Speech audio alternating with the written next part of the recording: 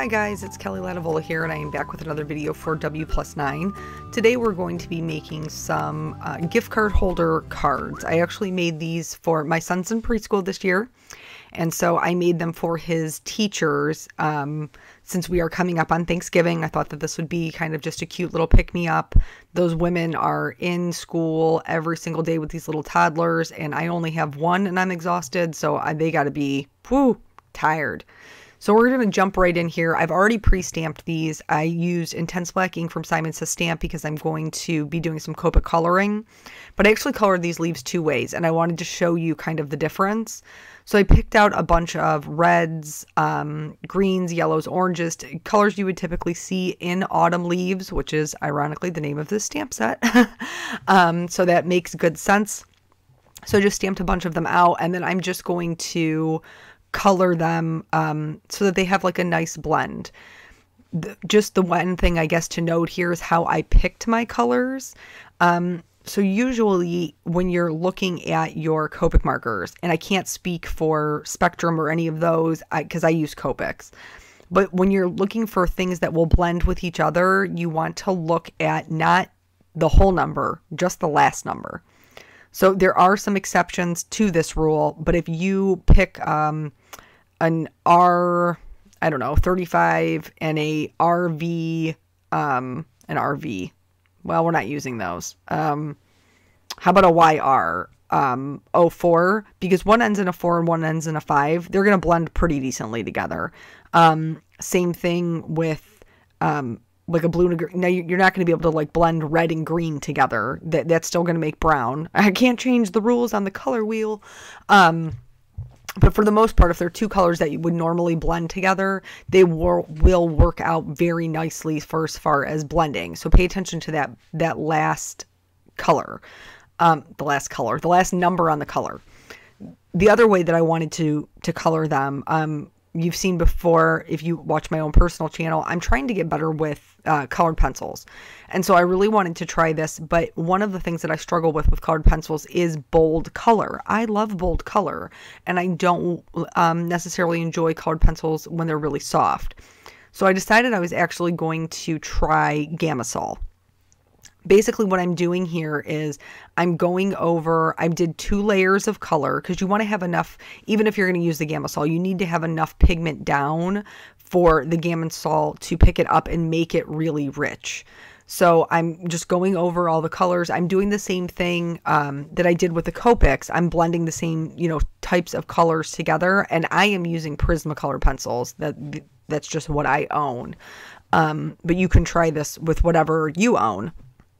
So, doing the reds, the orange, yellows, greens, all that stuff. I did add a little bit of a darker green into the colored pencils. Again, because I like that bold color. I was worried that the yellow green would be a little bit too soft, even with the Gamsol.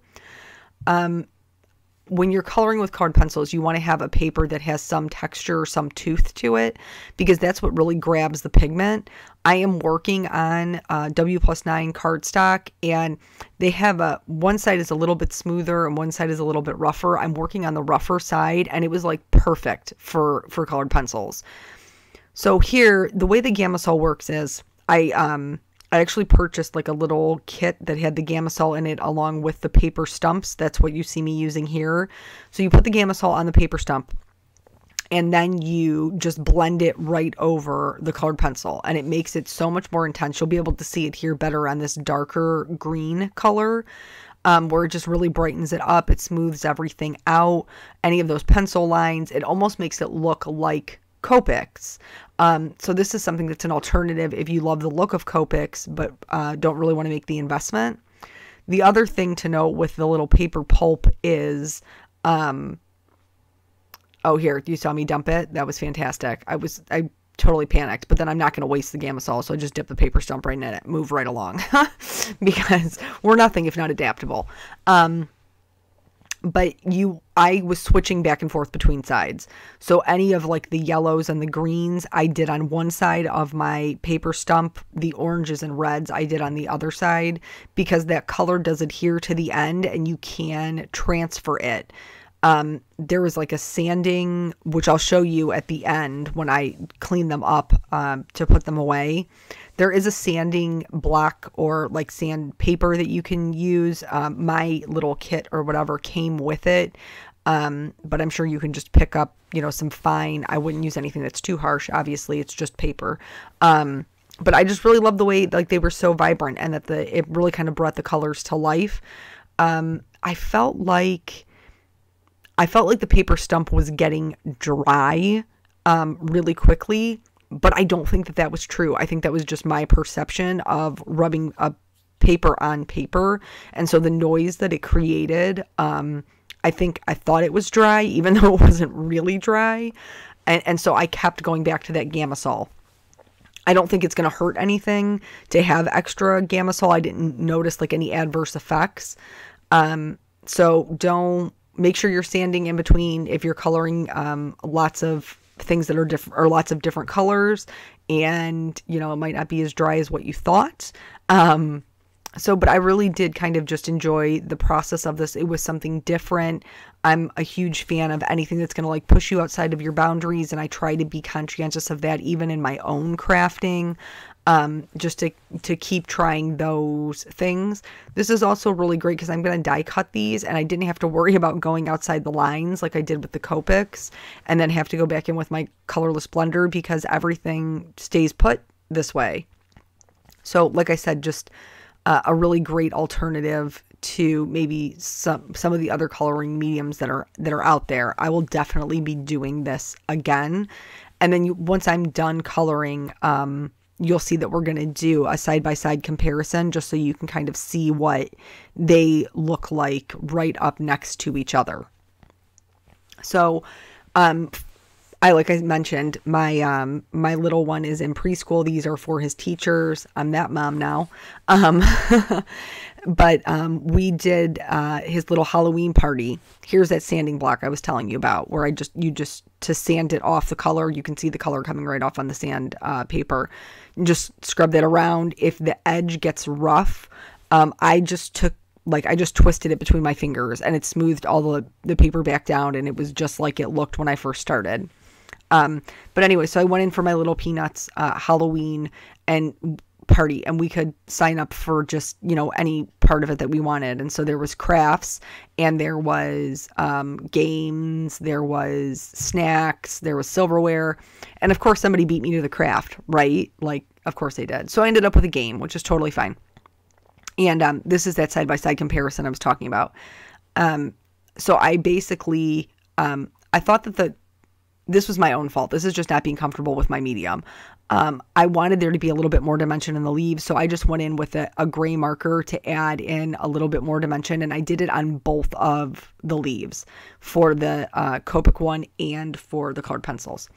I'm never going to tell you this story about my kid in preschool ever because I keep trying to talk about this crafting video, which is actually what you're here to watch. But nonetheless, we're moving on. So I wanted to do bowling. That's what I wanted to do. And I wanted to paint water bottles and dress them up like little ghosts and all that fun stuff so that the kids could go bowling. I am using the gift cards layers die here. You saw me there pulling them off. This is what's going to hold my the front, like the gift card to the front of my card is what I'm trying to say. I didn't want just a plain white background. I wanted something that was going to bring a little bit of interest. For autumn, I love gold. So I'm using some Perfect Pearls and I'm just splattering it around the background. I'm going right over those leaves. I have them laid out exactly where I want them to be when it comes to adhering the card. And then just to get just a lot of spatters, I got really kind of crazy with it. You saw there. I'm going to fit in my little Starbucks gift cards because if anybody needs coffee, it's these women. Surrounded by all these toddlers all day. God love them. They're doing good work. And I'm going to adhere this. This panel is cut just slightly smaller than my card base. So I think I made them 4 by 5 1/4. So I'm going to adhere those down and then start to adhere the leaves. So anyway, I told all of the guys I work with, save me your water bottles. I'm going to paint them. I'm going to turn them into ghosts. I'm going to do this. I'm going to do that. I'm going to do all these things. And I think every other mother in the world who wants to do all these fancy Pinterest things, it just never happened, guys. I couldn't make it come to fruition. But I'm still responsible for this game, right? So I got to do something. While I was looking at how I was going to spray paint these water bottles in basically, I don't know, the 20 minutes in my life that I had to do it, to put the whole thing together, I actually stumbled upon one that was solo cups.